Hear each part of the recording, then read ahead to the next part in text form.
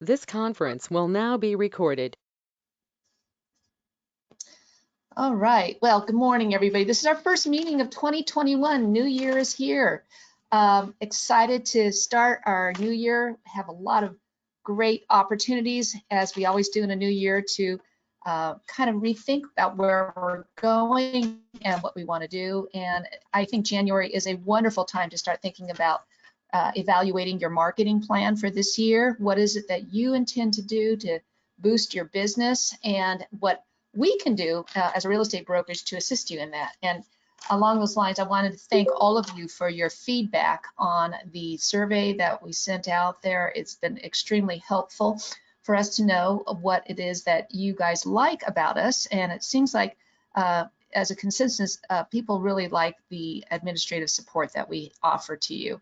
And that tells us that a lot of what we're doing right now seems to be working that way, and we want to know what else we can do moving forward to help you. Among things are also the idea of advanced training, and so bringing back our continuing professional development series. The first one here for 2021 is kind of a recap of a lot of what we did last year, but also to re-emphasize some of the things that we can do for you going forward here. So here is the topic for today. After I'm done with this information here on fishing for clients in 2021, I'm going to talk about what I'm seeing with trends, which is quite interesting. I had an interview yesterday with KTA, is it KTAU, the Portland channel. I haven't had a chance to even see how they took my interview. They did it via Zoom meeting, how they applied it into their topic, which was basically what's happening with the growth here in Bend and what's happening with the real estate market in general. Anyway, that's one of the things that I'm going to look at. But fishing for clients in 2021. So let's get started on this here. So it's said that there's two ways to know the experience of a fisherman. One, how he holds his fish, and two, how he keeps his secrets. What's the best fishing hole? And the latter is the most important. You see, there's a person named Charlie Munger who is a billionaire, and he tells us the first rule of fishing: fish where the fish are. And to people who are great fishermen, that's an experienced angler's thought process. But the thing is also, you want to keep their best fishing holes a secret. That is one of the things that people who like to fish often do. But when it's fishing in real estate, doesn't be a secret. Even though we know where the best fishing hole is, we continue to ignore it in our search of new or supposedly better fishing holes. For example, working floor can be a great source of new leads for brokers. It is. Our floor is phenomenal. The 10 years we have been in our location, I think everybody who's done floor can attest to the fact that they have picked up clients as a result of their floor. However, with COVID in place and us not being able to right now do floor the normal way we do, we need to also look at other options. Working floor can be a great source of new leads for brokers, but it shouldn't be your primary fishing hole. And so what are we referring to? And again, this goes back to what we've talked about in the past. If you want the biggest return of your marketing efforts, you need to know where to go, where there's going to be lots of fish. And for most realtors, it's going to be your past clients and people who are referred to you or know you personally. And again, according to the National Association of Realtors, 80% of a realtor's business comes from a realtor's sphere of influence. Yet most of us simply overlook what should be our favorite fishing hole or take it for granted, which leads to our second statistic. When it comes to selling one's home, 76% of sellers abandon their previous agent and use somebody else. And that is always shocking to me every time I see it. Why do people abandon their past agent? Because 85, 90% of them are happy with their agent when they close that property. So now we understand which fishing hole we should be dropping our line into. It's our sphere of influence. The big question is, what bait should I be using? That is what we'll be discussing today by giving you what I consider to be the best marketing systems, ideas, and strategies to consistently contact and connect with your past clients and your sphere of influence in a way that leads to more referrals and repeat business than you've ever had before. So here's slide 7. How do you know if you're using the right bait? In order to catch more future clients, you need to accomplish 3 things. Number 1, constantly provide them with valuable information. Number 2, create a solid connection that provides for conversation. And number 3, like the fisherman, using our first example, where you can tell his experience by the way he holds a fish, you need to impress upon them how you reach out to them that you are also an expert in your business. You've got to show that you know your stuff. So let's talk about the bait, or in marketing terms, the 5 things you can do in order to consistently engage with your contacts in order to build your future real estate business. And the great part about all of this is once you get this in place, it only takes a few hours a month to keep it going. And as a business, I have a lot of this automated, and in some cases pay for information, such as with Keeping Current Matters. So I don't have to spend a lot of time researching and writing new blog articles every day. To me, the money I spend on Keeping Current Matters is well spent to make sure people's eyes stay on our business. So the 5 things that we do are blogging, email, video, social media, and a personal touch. So let's start by talking about all 5 of these individually. So blogging. Blogging is something I do for the company every day. This is the #1 way that I provide useful information to the public. And most of my blogs are real estate related. They're local and national real estate trends, current things that may impact the real estate market, such as COVID-19, or how to win as a buyer in a seller's market, or just basic real estate information, such as putting up an infographic on the path to home ownership or some other home buyer or seller tip. Most of the blogs get seen by hundreds, if not thousands of people. For example, my blog I wrote a few years ago on iStamps has been seen by over 8,000 people, 8,000 people, and now pulls up on the first page of Google for the search term ice dams in Bend. So after we're done, you could Google ice dams in Bend and you'll see that blog on the first page. But depending upon your following and your personality, I also encourage brokers to blog about fun stuff as well. I like to hike, and my husband loves photography, so we put them together, and this year I've written a blog each week for people to read about our hikes.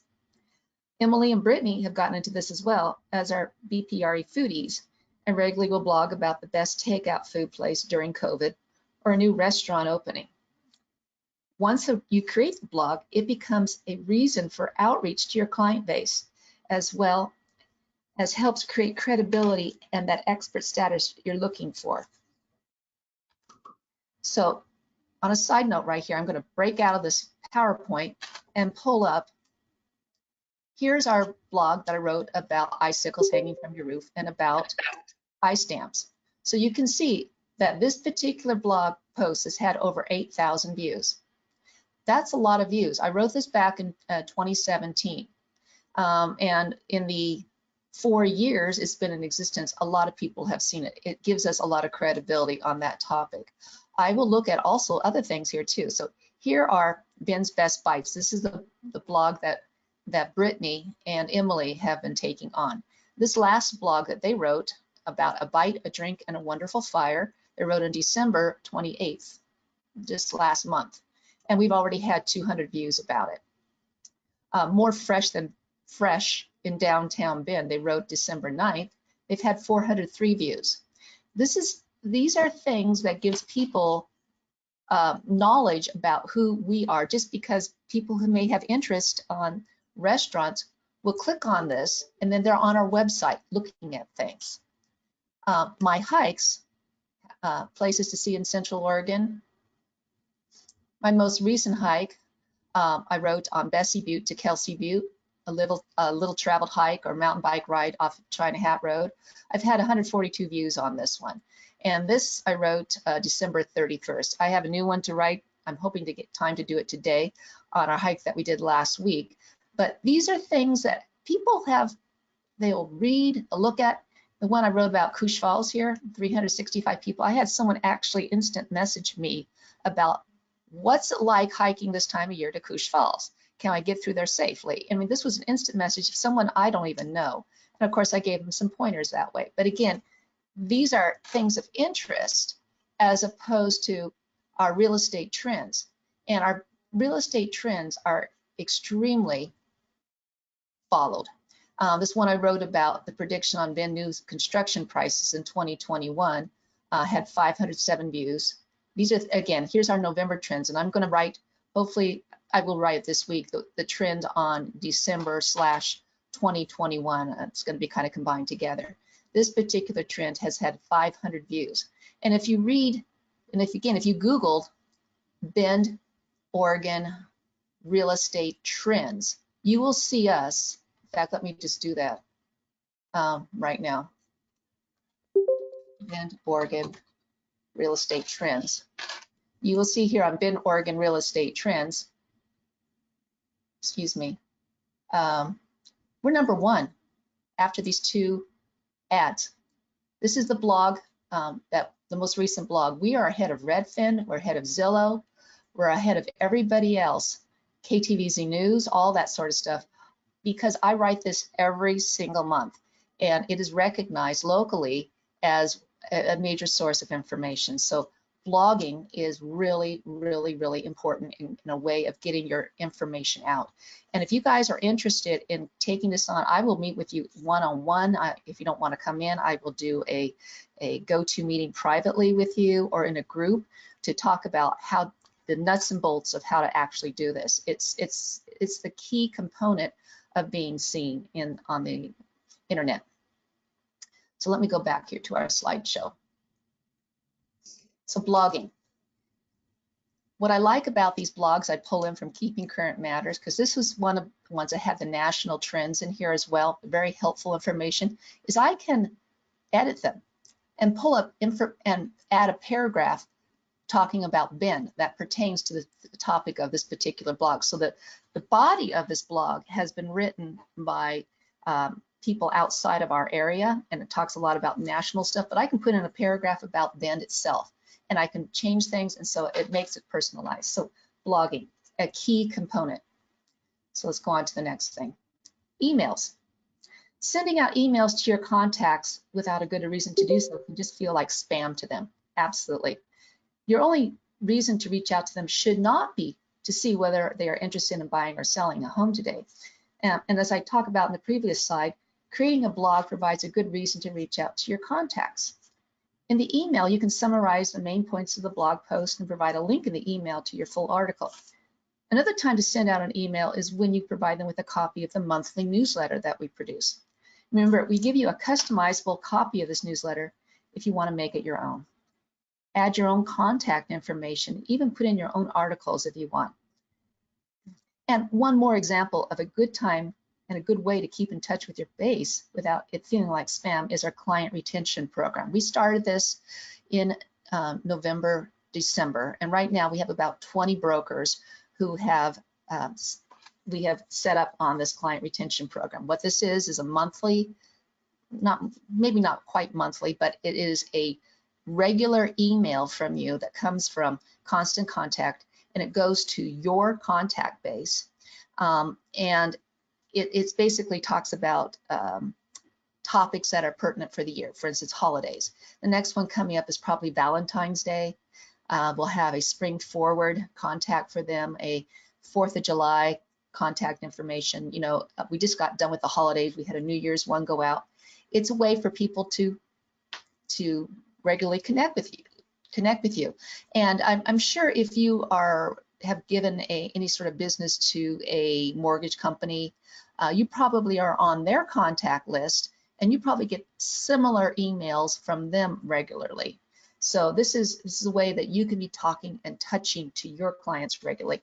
I know that for our brokers who we set up on it, for Appearance and Positive, that they are hearing from their clients each time one of these emails go out.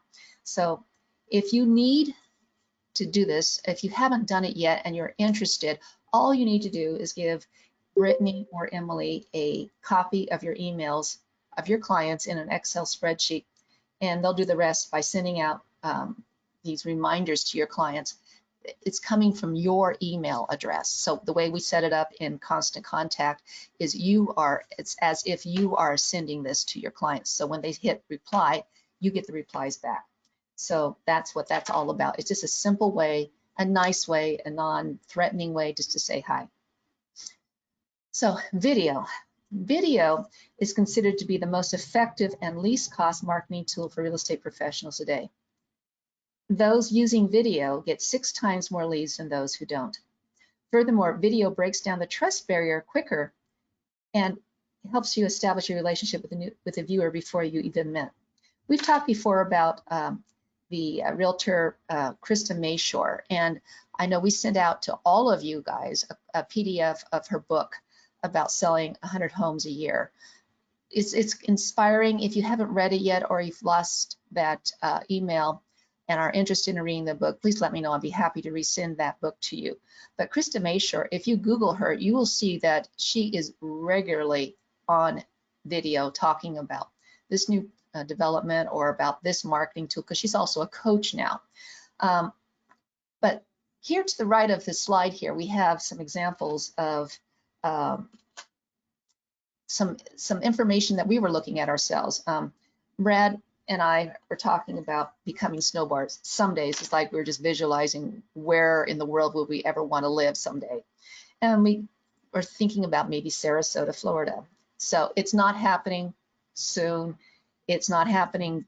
It's not in the cards right now. So don't think that I'm going to be disappearing anywhere.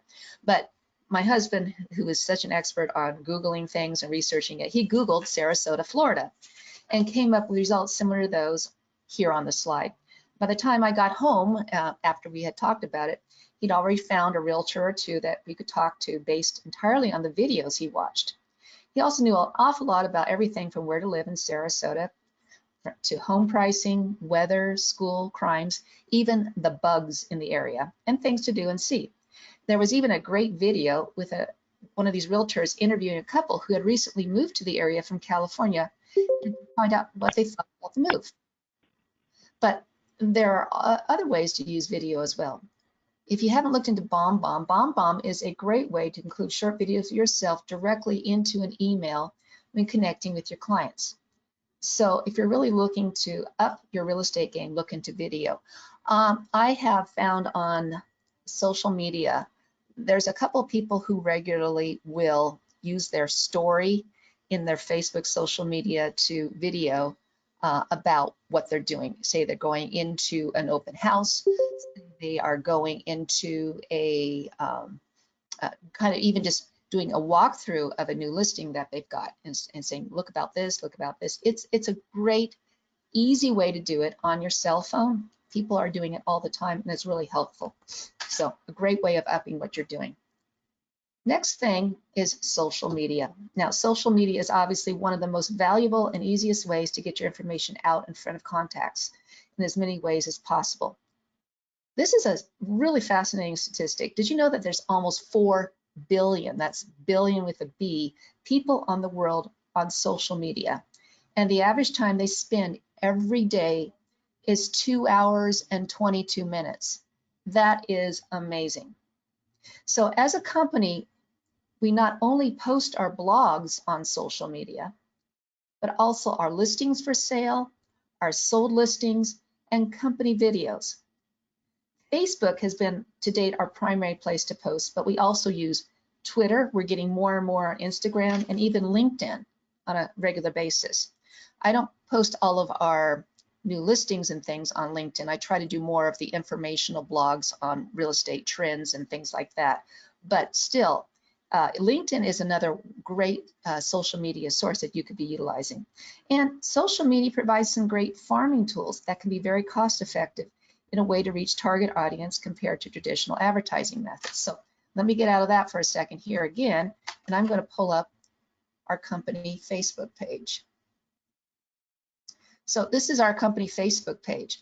And you will see here, these are the blogs that we have posted regularly. Here's the one on Bessie Butte to Kelsey Butte. And I've had, according to this, 10 engagements, 54 people reached. And this is totally through, there's been no ads placed on this. So I didn't run an ad on it. This is just strictly through social media seeing it. And so if people click on this, they're now on our website. The ones I did recently, this one on Sherry Hilton's new listing here, we've actually run an ad on it. And on this one, you can see here we've had 16 engagements. We've reached close to 700 people. The ad ends today. And by the way, congratulations, Sherry, this house is already in contract. Nature of our business right now. The most recent one, these are other two ads I'm just running right now. We just started this one on Debbie's new listing, and this one on Jackie's new listing, Jackie and Shireen's new listing. This one's already in contract too. Congratulations, lady. Hoping Debbie's gets in contract very well too. But these are a couple blog posts I posted yesterday. These were ones, again, they haven't gotten through a whole lot of people yet through just normal social media means without an ad, but they're still reaching people. And you can see the insights here on our social media on Facebook. Over the last 28 days, we have reached over 8,800 people through Facebook. That's 8,800 people who know who we are and are seeing our things on a regular basis. Social media, if you don't boost anything, you don't run ads, is totally free.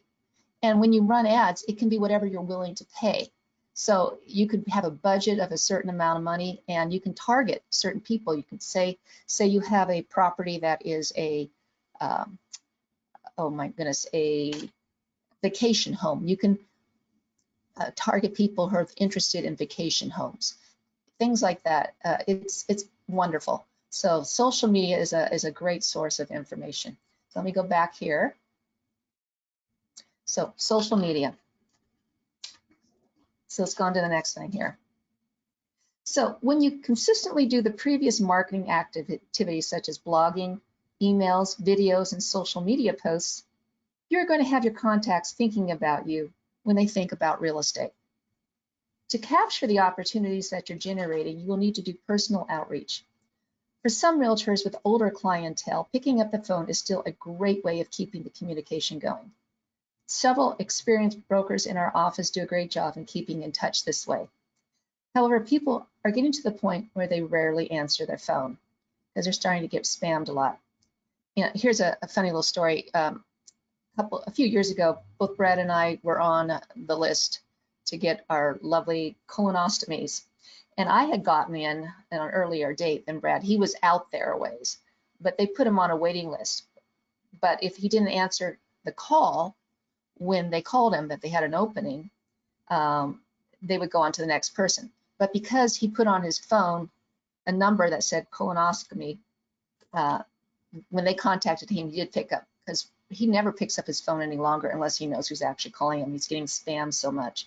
So that's what happens. So for people who like to reach out and call people, if you're not on their phone number already, as I'm getting a call from Liz or I'm getting a call from Dan, they may think it's just spam and not bother to pick up. So one thing that's important is to find out how your client communicates. And it might be very different today than it just was a few years ago. Research is showing that over 90% of people read their text messages within 3 minutes of receiving them. So if you're not getting a response by calling people, you may try texting. Facebook Messenger is another way younger people tend to communicate, and it can be really easy. Sometimes some effective brokers will say when they get a message, they'll send a message like, "You recently popped up in my feed and made me wonder how you're doing." Having a little personal touch with a Facebook Messenger can be really effective. Adding that personal touch is a class in itself, and we should cover in the near future, as we have some in this office who are doing a great job adding that personal touch to their marketing. And everything from handwritten notes, which is a lost art today, to pop-by gifts. Some personal marketing like that can be just wonderful, but again, it's a personal touch, a way of communicating with your clients. So To wrap up this first part of our meeting today, I want to ask you guys a question. When you look back at your marketing strategies over the past 12 months, did you accomplish more or less than you expected? If you're looking forward to the new year in hopes to stimulate more business, I would suggest focusing first on fishing your own sphere of past clients and connections using the ideas we've talked about today. There's one more question we need to address, and that's very important.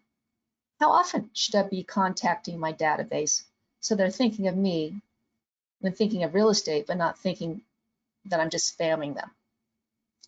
And here's a thought, and I think a helpful thought. Best place to start is by putting together your own marketing calendar. Every broker is different, as is your sphere. Your demographics may be younger or older based around a niche that, if you have one, say you're working with golf, people who golf, or veterans or something like that. So there's no one answer that's right for everybody, but a good place to start is with the following. Make sure you send out those warm, fuzzy holiday greetings.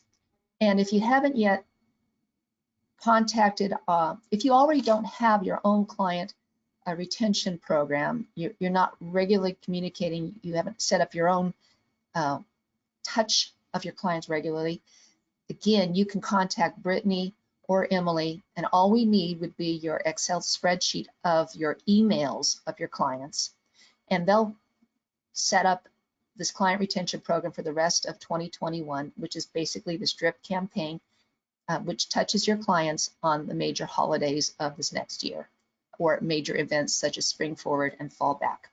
So they have time in their schedules to do this. When we get busier later on in the year, it's really hard because each of these do take time. Each of the emails has to be customized with your contact information, and it all has to be set up. So each of these takes a couple of hours to set them up for each of the brokers, but happy to do it right now. We have time in our schedule. Then second thing I would say is send out a monthly newsletter. You can do your own or use our generic version, or you can take one that we send to you and you can customize it with your own picture and contact information. But you can also customize a newsletter yourself if you like the basic format, and we always include in the newsletter the market trend report. You could also take out one of the articles. We're usually throwing in one of Brittany and Emily's foodie articles. Say that's something that's not of interest to you, pull it out and write in your own personal thing in there. It's easy enough to do it, and if you don't know how to use that or how to do it, I'm happy to show it to you, or Emily or Brittany can do it too. Then also I would say send out a summary and link to the full article once a month. Each month can have a different theme. So for example, in January, you can have an article about real estate this year, what to expect. February could be an article on 5 reasons to sell before the selling season picks up, and so on. And if you don't like to write blog articles, that's okay. Feel free to repost one of mine, or even better, rewrite one of mine in your own words that's directed more specifically towards your target audience. So in total, that would be an average of 3 contacts per month, which for most brokers should take very little time. And the next obvious step would be to make sure you provide a bit more of that personal touch and reach out once a quarter by phone to each of your contacts, or perhaps a personal email video using BombBomb, or again, for younger groups, maybe touching them with Facebook Messenger. I would recommend that every broker and office make a marketing calendar, and if you have any questions at all or need help doing so, don't hesitate to set up a meeting with me or with Brittany or Emily. So setting up the calendar, on this day I'm sending out the newsletter, this day I'm calling whoever you're calling. So in summary, that's my opinion about the reason why 90% of buyers and 87% of sellers say that they would use their real estate agent again, yet only 25% actually did. And that's, according to NAR, is because realtors are fishing in the wrong pond. They're going after the new client, the new lead, the new walk-in, rather than working through their past clients. Rather than fishing where you know the fish are and where the fishing is relatively easy, we fish in less desirable areas and complain about the fishing being poor. Just in our last little bit of beta testing we did for our new client retention program, we know that our brokers are getting responses from something as simple as a holiday greeting. And in today's COVID world, I would say that this personal touch is even more important than ever before. And if you'd like to learn more about how to increase your base and catch more fish, again, I'd be happy to meet with you, or go to our company YouTube channel and watch one of the several videos we've done in the past about farming, about niche marketing, all that. We're here to help you on all this.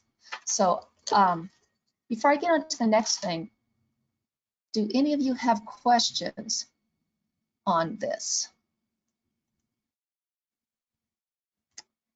Yes, comment here from Katie. Social media is an amazing free tool for marketing. It is entirely a free tool. You can put money into it, but it's free. And if you are backlinking to your information on your website, people are now looking for real estate on your website. It's extremely effective. I've been doing it since day one, since we opened our business. So it's really very effective and very helpful.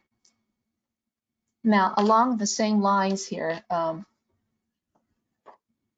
part of being a person who really knows their stuff is knowing what's happening in our market. This is one of the things that people are looking for. You need to be the expert in real estate. This is I haven't yet written our blog on our market trends, but this is where I go. And this is kind of what I do here. So I'm looking right now, and I know you guys are seeing the same thing out there. This is looking at December of 2020 comparing against December of 2019. So this is just 1 month of data. So in December of 2019, you can see that we had 2.9 months of supply if Bend single family homes on less than an acre. Yeah, and Bend here is defined as the Bend proper area with 97701, 97702, and 97703 zip codes. This does not include Sun River. So what I did there is I drew a map, and this is what I'm looking at in that information. You can see right now we are down to 0.3 of a month. So that's roughly 9 days of supply. We are down 89.7%. So when you use information like this, when you're meeting with people, when you get a buyer lead and they're saying, well, tell us about the market, you can say, right now, if you're looking in Bend, there isn't any inventory. We have 9 days of supply for Bend single family homes on less than an acre, which is why when you go out there and you're writing an offer, you need to put your very best foot forward on it. Looking at sales price, the average sales price in Bend is $611,000 for a single family home on less than an acre. That's the average sales price. Looking at the median sales price, it's $519,000. So again, it is still, if people are serious about buying a home, they got to put their best foot forward. And for pending sales, again, comparing 2019 to 2020, we're up 54% on pending sales over the year before. So people are buying all the inventory we have, which is why anytime you get a listing, it's going pending. If it's not going pending immediately, there's probably a reason why. Either it's overpriced, it could be that there's an issue with the property. We're having people buy things sight unseen. So if you have a listing, and this is something I would encourage you to do, and someone's writing on it, encourage backups, because we're also seeing people who are buying things sight unseen are coming in and recognizing that this may not be the best home for me after all, and they're looking for a way to get out. So having a backup offer, or if you have a client who's seriously interested in a property and they lose out the first round, find out from the listing agent, are you taking backups? Because we are having situations in which our backups are getting the deals. Another thing to consider right now, homes are being offered at such an inflated price to get them over asking price. I like to think that most brokers, when they list a home, try to find comps to support the price. And I think most of them do. They try to find something, they're looking at trends and all that. But when offers come in 50, 75,000, 100 over asking price, and the seller accepts that, but there's a loan involved, we're now starting to see situations in which these homes are not appraising. And we're having plenty of people write, if the home does not appraise, we'll bring up the extra in cost, But if the difference is 100,000, if it's 50,000, can buyers actually do this? And this is one of the questions I've been thinking about myself. The financing contingency is still in place. So if they're saying that they don't qualify for the loan any longer because of the high price, but they're saying they're waiving the appraisal, I think what they're doing truly, we haven't had to enforce this yet, but they're basically saying we are running the risk of losing our earnest money. So we haven't had to force that component of a sale fail yet, but something to consider. But this is the reality of what we are seeing. Think about that. Solds, almost even to last year, almost even. If I change this figure here, so instead of comparing 1 month of December, I can change it to a rolling 12 months. So now I'm looking at all of 2019 versus all of 2020. And you can see that we were up 11% in our sales this year, 2020 compared with 2019. Again, people coming here, pending sales were up 22% over the year before. Homes for sale down considerably over the year before. So I like to open this up right now to people. You guys have questions on anything or comments? If you have something you'd like to say, you have haves or wants, anything like that that's of interest to you, comments about this, things that you're finding in the market right now. I hope everyone got that email about Elizabeth's new listing on City Heights. That's not yet in MLS. And I know that her client is willing to have people from our office show it prior to it going active in MLS. So if you have a client who's interested in a property, feel free to give Elizabeth a call. I'll just say something regarding social media. Like I mentioned, I think it's an amazing free tool for marketing. And at the end of the day, it's consistency and repetition of how often you're posting and connecting with your followers who are either on Instagram or Facebook. Especially Instagram's algorithm, the more often you post, the more often your followers are going to engage in your content and then come to you for the valuable information. And same with newsletters. I've seen the time that it takes to do newsletters and Instagram posting has been a great way to connect with potential clients. So I guess I encourage everyone to take advantage of social media because ultimately you don't have to pay for it. It is a free marketing tool. So, yeah. Thank you, Katie. That's so true.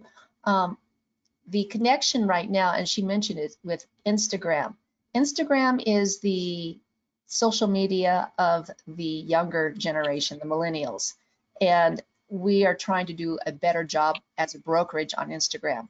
Facebook has changed their format, their look, and it's now easier for us to when we're posting on Facebook to also post at the same time on Instagram. You can click a couple buttons and that post will also go immediately to your Instagram page. It's wonderful. And again, Instagram is the social media, the preferred social media of younger people. Recommend it highly. Thanks, Katie. Hey, Linnea, can you hear me? Yeah, I'm on my phone this meeting. But you know what I did this week? Because I had a client that her birthday just fell the day before yesterday. And I was able to send her through Messenger, Facebook, a Starbucks card. And that was kind of fun. Oh, nice. So nice. I texted her and I said, hey, I just sent it. Check I guess it goes through the email. I had her email. I'm not sure how it went, Facebook message or email. I'm not sure how I sent it, but she got it and she appreciated it. And it was all through Facebook. Wonderful. I say I'm not up a lot on Facebook Messenger, but I do get them every now and then. I have a relative in Iowa who sends me a Facebook message. That's his way of communicating with me, and he's older than me.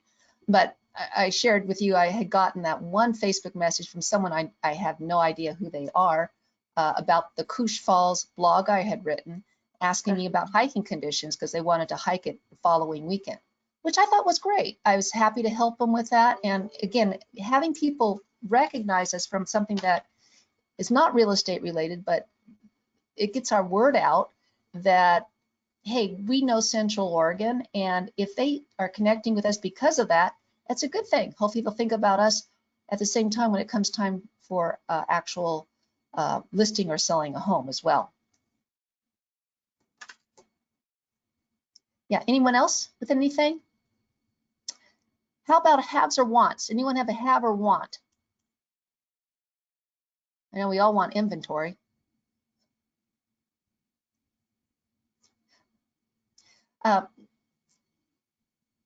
While you guys are thinking about that, I do want to welcome today Tara Cardot, who is Sean Cardot's wife. She's just now licensed with us, and she's going to be probably more of the face of the Cardot Tara team than Sean. Sean likes to be behind the scenes a little bit more. So welcome, Tara. Really excited to have you with us. And we'll get you set up today on the company website and all that. And I'm pretty excited about having Tara as part of our company. Thank you. I'm excited to join, and I look forward to working with you guys. Thank you, Tara. Linnea, may I ask a question? Yeah, hi, Jane. Hi, good morning. Thank you for all that information. That's super helpful in reminding us. I've got an off-the-wall question. I did shoot an email out yesterday. I've been getting referrals from personal friends. I find it really hard to think of what to get them as a thank you. And I did have a response of a $100 restaurant card, but it's not really right now. Anybody have any clues out there what you would give a personal friend or friends?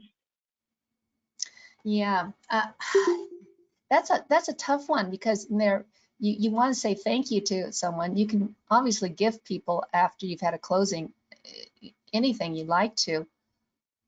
For my lines, I think gift cards for restaurants are good, but with all the restaurants closed, it's really a challenge.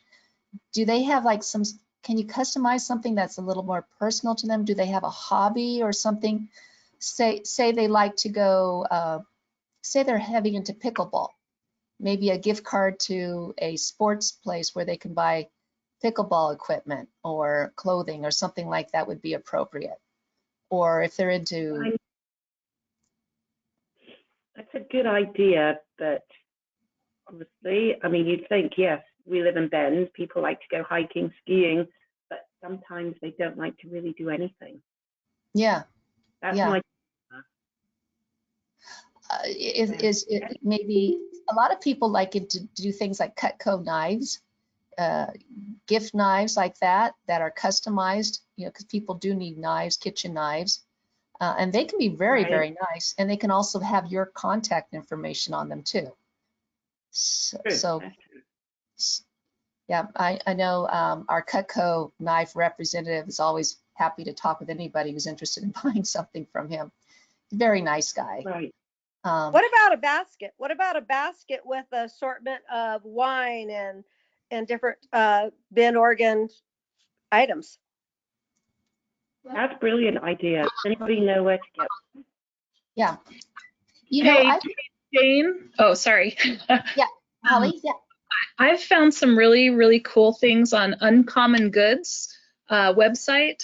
If you look at uncommongoods.com, there's some really, really neat things that are unusual and you can personalize.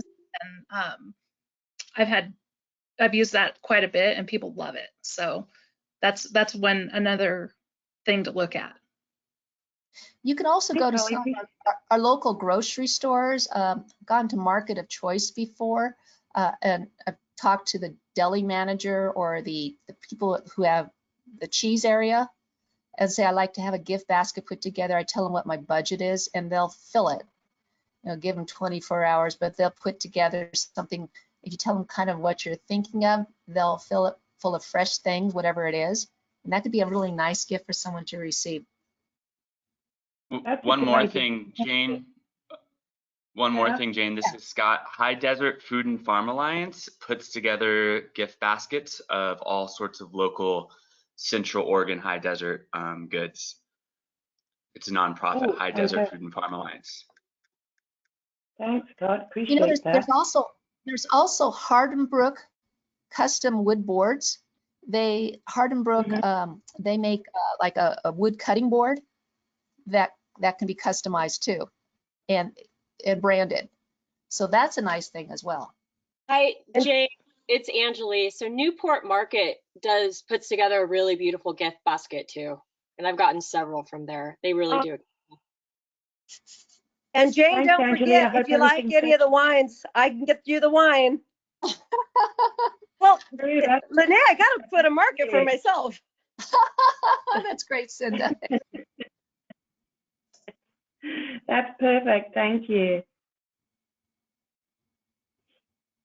Appreciate it. Okay, does anyone else have any other things or comments, things that they're seeing in the market outside of the fact we have absolutely no inventory? I know we have a lot of buyer needs right now too.